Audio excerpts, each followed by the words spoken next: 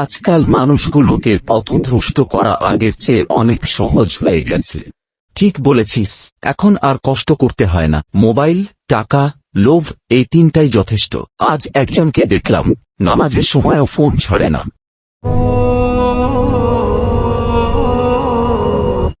ওটাই তো আমাদের কাজ। আমি ওদের কানে ফিস ফিস করি, আরেকটু পরে করো, ভিডিওটা আগে দেখো, আর আমি ওদের মনে লোভ ঢুকাই, যেভাবেই হোক টাকা চাই।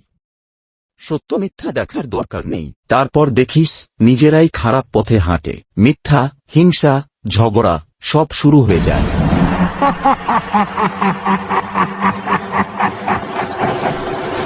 কিন্তু কিছু মানুষ আছে, যতই ফিস ফিস করি ততই তারা আল্লাহকে ডাকে। ওদের আমি সহ্য করতে পারি না। ওরা আমাদের সবচেয়ে বড় শত্রু।